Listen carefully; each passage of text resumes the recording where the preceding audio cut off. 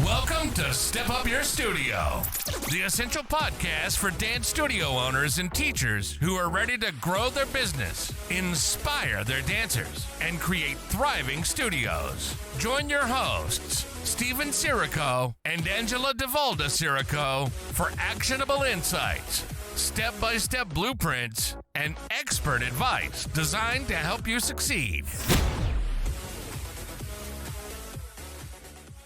Step Up Your Studio, the podcast that will provide you with a blueprint for your continued success. And today's guest in the hot seat is Liz Imperio, the amazing Liz Imperio. So let me just, for those of you that haven't followed her illustrious career, let me just give you a quick breakdown of all the many things that she's done. She started out as associate choreographer to Kenny Ortega. And she is an Emmy-winning director and choreographer, and she's collaborated with global superstars, including Jennifer Lopez, Gloria Estefan, Cher, Michael Jackson, and Madonna. And she hasn't just collaborated, she's choreographed the whole thing for them. And her work has appeared on American Idol, Dancing with the Stars, American Music Awards, and Disney's Gotta Kick It Up. She's also worked extensively over the past years with teachers and, has done some incredible work with that. So welcome, Liz. It's so nice to see you. Thank you so much, Angela. I really was, first of all, I appreciate the intro. Sometimes I hear that and I'm just like, wow, did I do all those things? You did. Was I, there's a point where I think when you're in the heyday of your life, you just kind of do what you do. And then, you get older, life starts to shift, things start to change. But then when you start to look back, you really start to are a little bit in awe, right? Of, wow, I was part of those tours. I was part of those shows. I've been enjoying what I've been doing now with teachers for a while. So it's always, it always humbles me. That's for sure. Well, listen, the dance world is lucky to have you. You've contributed in so many amazing ways, and I know you're very passionate about educating the next generation of dancers who are coming up and, letting them not just technically, not just teaching them technique, but also preparing them mentally for how to deal with today's show business or just continuing dance in their lives, even if they choose not to go into, dance as a profession. Absolutely. There's a lot of, for what we do in dance, right? We're so used to the training, we're used to the learning, the hardships, the things that we just go on a day to day. And I think when you're growing up in this industry, at least in my generation, these conversations really weren't established. They really weren't talked about. I think for any of us when we get older, if we've been fortunate enough to really have a long lasting career, it's obviously because of what we're passionate about. But in all fairness, if I had these kind of conversations I now have with dancers today and parents and teachers, I think so much would have shifted for me in so many different ways. And I think that to me is a part of that's what's exciting, is about understanding how can we now evolve not just our dancers, but our industry as a whole. And that's where my excitement truly lies, is in education, getting people to understand the capacity, how limitless we are, and the possibilities of what can really show up when you are aware, when you're self-aware of what you're actually making happen every single day. So that to me is powerful. I think it's so true. I agree with you. I mean, if anybody had told me, prepared me, I did go to a dance school, like a boarding school in England, and it was arts educational, and they prepared us pretty well. But still, I went on to have a career, and then we had the studio and learned a lot there. And now with Dance Teacher Web. So we've had so many different journeys, but it all blends together. And the more we can help everybody, and I've always felt strongly too about educating the parents, because if the parents are on board, it really helps in all ways. It helps the teachers, it helps the dancers themselves to have courage and to go forward if they really have a passion for it. 1000%. And I think that's where a lot of, I think our businesses are starting to make a lot more identification. Parents are so essential. We can't actually teach if we don't have kids in the room. So let's start there. But at the same time, parents are also who are paying for this education. They're the ones that are taking time out of their own lives, out of their own schedules to see something unique and special grow for their children. I think where parents really start to lose their way is when the idea of what makes their dancer feel valuable as a person, that's what starts to really shift the dynamic of how parents insert themselves, how they get themselves involved, the conversations that they have, not just with other parents, but with their children, with their teachers. And it really does start to snowball. And then when parents don't even realize how much the way that they are expressing themselves and what they're saying, how much that really affects and spills onto their children. And then how does that affect their performance when they walk back into the room? And I think that's where our parents really need probably the most assistance. They need the most guidance. That's where education and giving them a choice of thought. I mean, part of what I've been so adamant about in my working with parents is helping them identify what version are you? Are you the quintessential dance parent?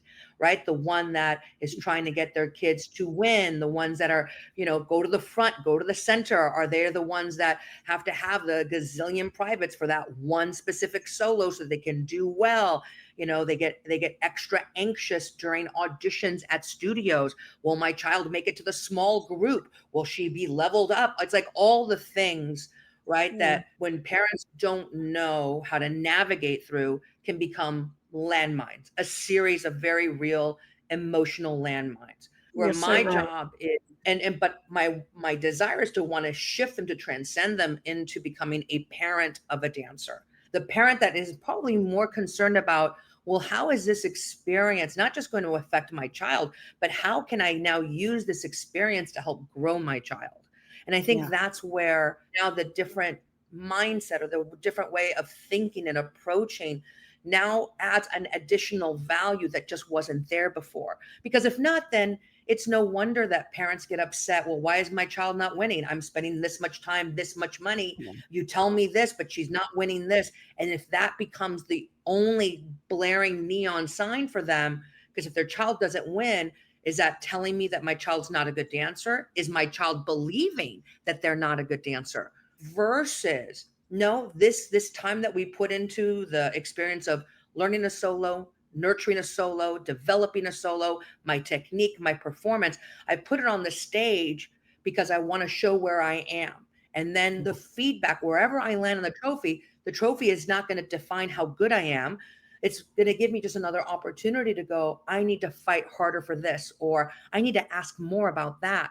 If there was that time where if kids could actually think that way, Yeah. I just want to present the idea. What if kids were the ones that were like, you know what, in my last solo, I did notice that my performance, I felt really empty here. What can we do to help improve that?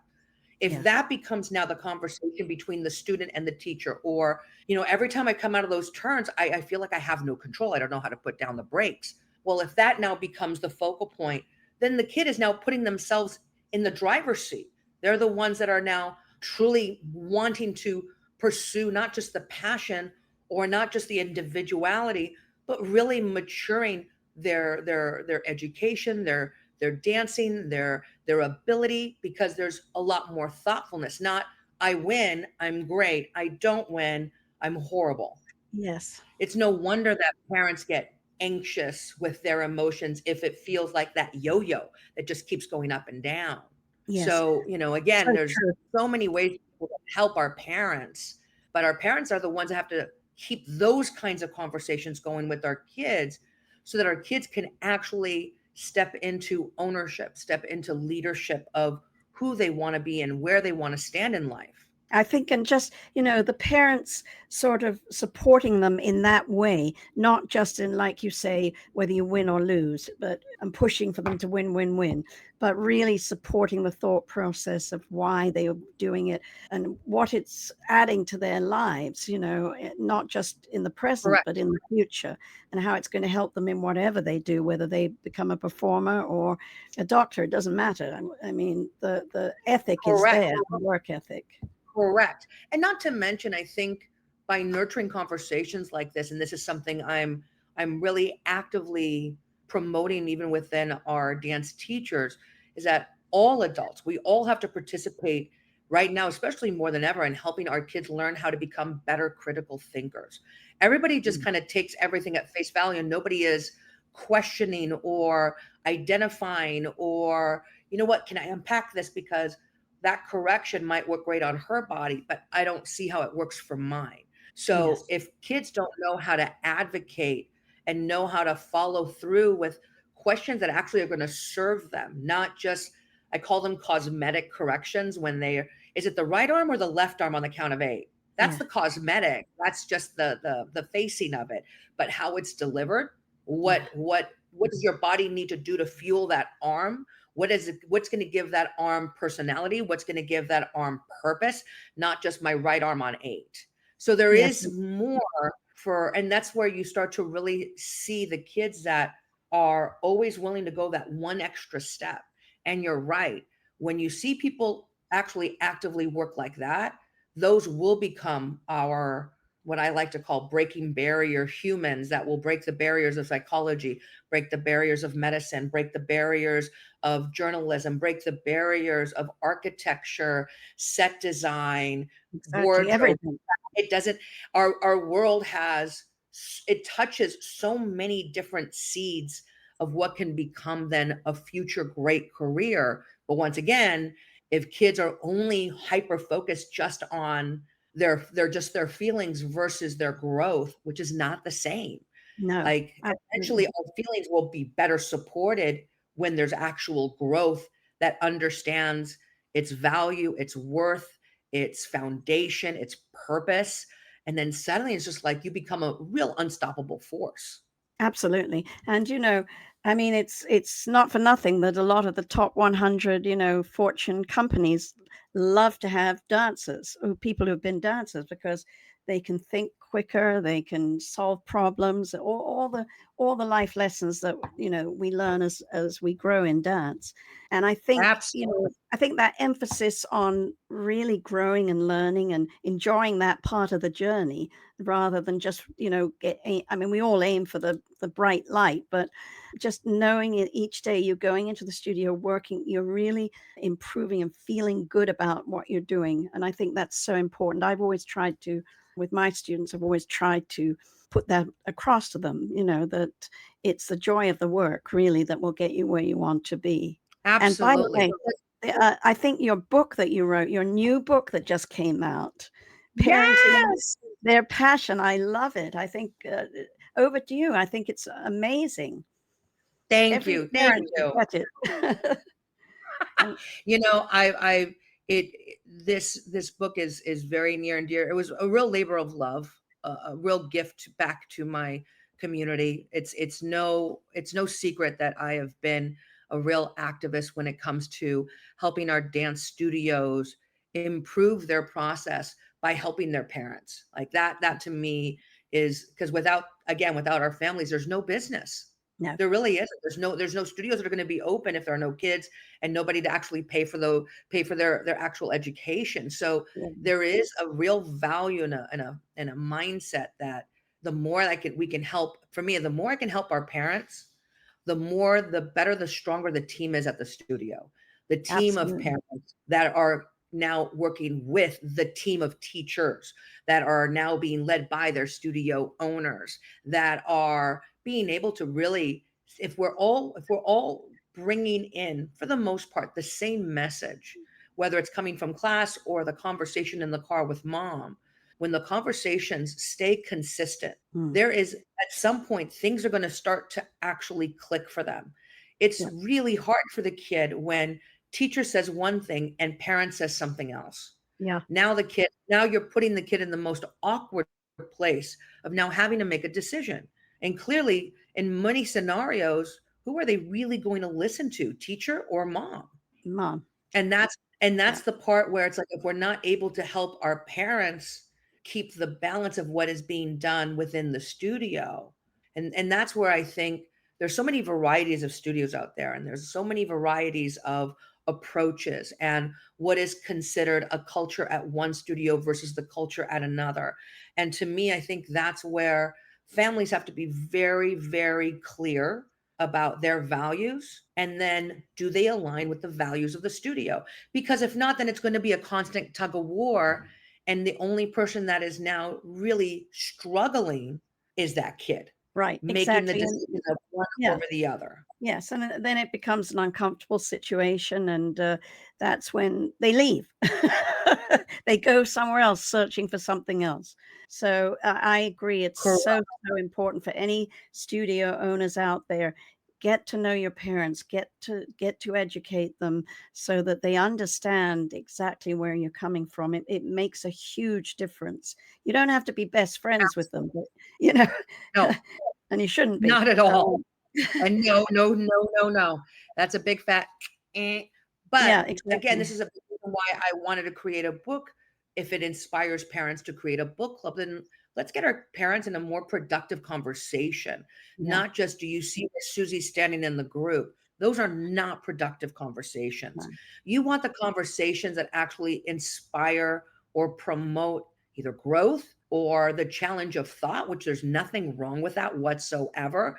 I No. never would have thought of it from that point of view. I never would have thought of it from this point of view. But if we're not even able to have the inception of these conversations, if there's nothing in there to introduce these conversations, then a lot of our parents are now kind of in the abyss, which is why then it's like, that's why you tend to see, when you see a mass exodus of families that leave a specific studio, it is Yeah. typically led by a very strong-willed, very strong-voiced parent. And Yes. then the other parents who are not, maybe they don't know how to advocate. They don't know how to go, well, wait a second, just because you might be upset, because I've never had an issue with the studio at all. I've never had it, my child hasn't. So why would I follow you? But there are parents out there that just, no different than seeing the cliques at school. If the Yes. one popular kid says something, then all the kids follow the popular kid, Yeah. versus Yeah, weighing in it's on their own, versus being able to go, but wait, I don't have an issue. If you guys want to go, that's your deal, but I'm staying. Like, I have no problem. My kid has no problem here. mm. But Well, parents want to, they love convincing other parents. they do, and it can, as you have a lot of years doing studio, which I did, I was lucky enough to have, and you'd get that one parent that was questioning everything, and would say, oh well, everybody thinks the same way, and I would just invite them in. I'd say, come on in, let's all talk, and I'd love to listen to what your concerns are, and we'll go from there. And it always worked, and it always diffused any kind of situation Correct. that was not going well. Again, it's communication. It's so very important. And again, that's the big reason why I wanted to build a one-stop shop for these kind of environments, which is why we created Success.Dance. So my company, in the programs that we deliver, we have a program for our parents. So we just basically translated and went even further, because even in our parent book right now, Parenting Their Passion, at the end of every chapter, we've created activities for parents to actually do with their kids, so they can learn more about either what their kid is going through. Because there's a point where, parents will inevitably ask, how was class? And you'll get the obvious answer, good, fine, which says nothing, not really. And Yeah. parents really actually do want to know. I think it's just a matter of, what do they need to know? It's one Yeah. thing to want to know, but what do you really need to know is not quite the same. No. And if you can lead the conversation with your kids in a way that is fueled through a game or through a project, it really takes away a lot of the me versus you, or do I have to agree with you because you're my mom, versus creating a forum, an opportunity, a space where parents and kids can just have open, honest conversations, but then follow that up. It's not just having a matter of having just the honest conversation. It's the opportunity for a parent to really listen, not just speak and preach, but really listen. Because I find nowadays kids are so used to now just listening that they don't know how to communicate back in regards to when you say communication. Yeah. And when you Correct. start to see parents still speaking for their 12-year-old, something is up. When I Yeah. see parents speaking for their 14-year-old, something is up. So there's a point where parents are trying so hard to get ahead and make sure that their kid doesn't say anything wrong, that there's no room for the kid to feel comfortable actually speaking up. How is that actually teaching our kids to advocate? No, it's not. So we wanted to create projects and I themes think that's and that's such a great idea, because people need help. They need help with communication in general nowadays. I think just giving them a definite thing to do can only be helpful. absolutely, absolutely.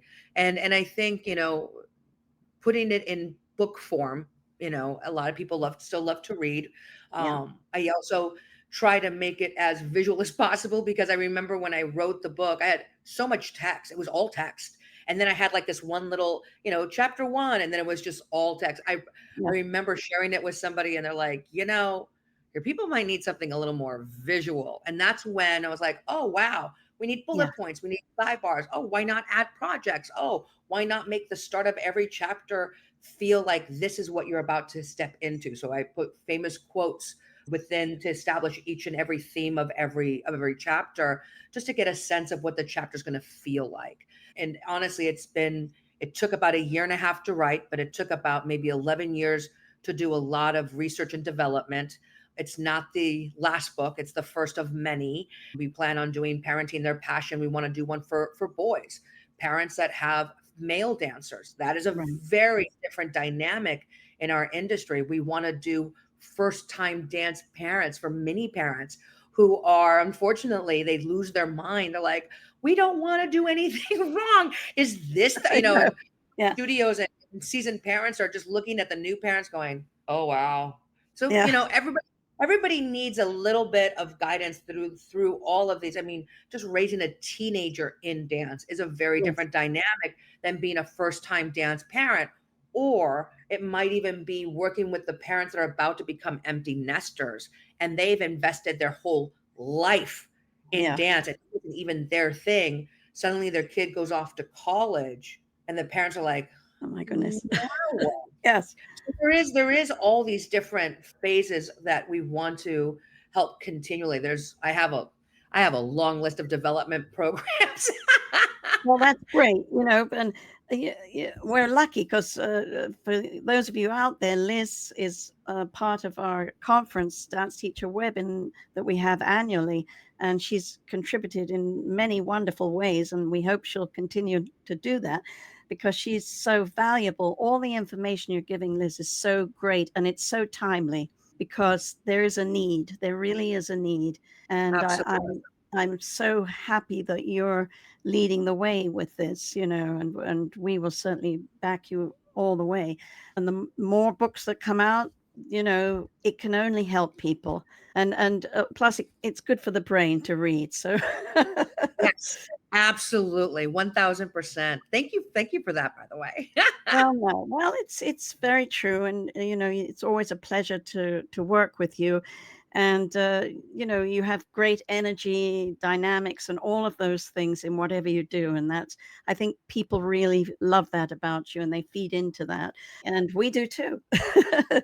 We're very happy to know you, and that you well, we have a lot of the same views because we're from similar times, and we've gone through different things. But in show business, you learn such a lot before you ever deal with the actual children and the parents and all of that.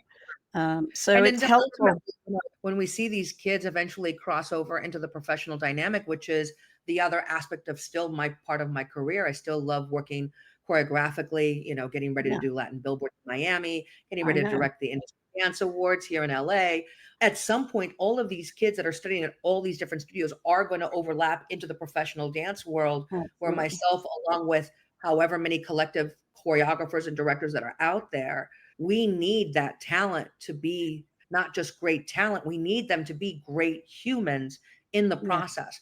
They not only do they absolutely. have the technique, they need to be enjoyable in the room. They need to be coachable in the work. They need to be able to be open, not just to doing it the way that they want to do it, No, which is exactly. it's a little hard when everything is just about the way you want to do it. Well, if I need 30 dancers to look the same, I Right. doubt that all 30 of you have the same point of view. So we all need to come to some version of an agreement. And Absolutely. that's where we want our kids to learn how to be coachable, not to become defensive in the space, but to learn No, to be coachable and go, this is bigger than me, because it absolutely. is. And learn from it and progress through it, you know, with, Absolutely. I mean, and our industry is made of service. yes. It's literally based in service.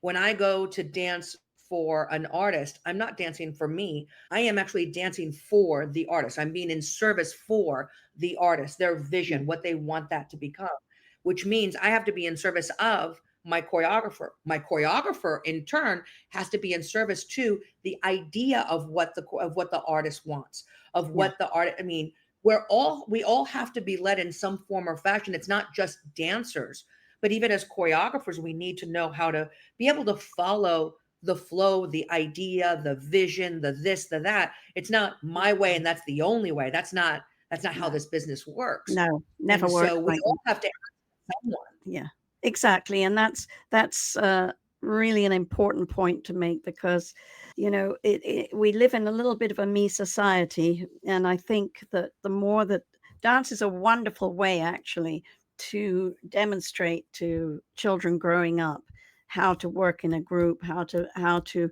be able to take Correct. correction and all of those things without taking offense and understanding that, we have always said to our dancers, if you get a gift, what do you say? Thank you. You don't say, "Ugh." Yeah. So, any teacher who gives you a correction, and that is a gift because they saw something in you. Correct. And the same with, when a dancer goes to audition, you see something in somebody, you see they're easy to work with. There's no prima donnas, because nobody wants to work with prima donnas. There's not enough And, time. that is such the difference between the solo world of our dance community versus the group environment.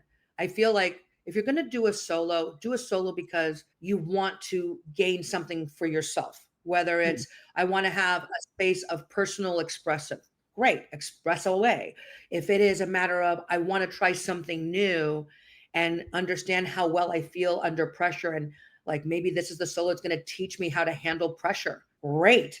If this yeah, is a solo about, I really wanted to try a whole different style of dance I'm not used to at all, and just the solo is going to push me to work that much harder because all eyes are on me. That yes, to me are those are all truly positive reasons of wanting to do a solo. It's when the solo is about I need to do the solo so that I can win and prove to everyone that I am better than mm, someone else. yes. I agree That's and when solo wholeheartedly. and that's where the solo then becomes about the self, and that's where the egos, that's where it splits off into the wrong direction, and then Absolutely. it's Yeah. harder for these kids to actually want to be a part of group routines. It is Yeah. harder to coach them in an environment with other dancers. And again, spilling into the professional world, and then dancers wonder, well, why can't I work? Yeah. Well, it's all of this is wonderful. We'll have to do another one. But thank you so much, Liz. I mean, you have so much wisdom. You are a great talent yourself. Thank you for all your contribution to the dance world, in front of the camera, behind the camera, all the ways. We're looking forward to seeing you very soon and, at the conference in Las Vegas this year. It's in August. Yes, So we look ma'am. forward to seeing you. And, thank you so much, Liz. And to those of you who've been watching this podcast, don't forget to get your parents, if you're a teacher or a studio owner, Liz's new book. It's amazing. Thank you so Thank much, you so Liz. much. Of course. Take care, Angela. Take care, everybody. Bye. Thanks for listening to Step Up Your Studio. Remember to subscribe, share with fellow dance professionals, and join our community dedicated to studio success. Until next time, keep stepping up.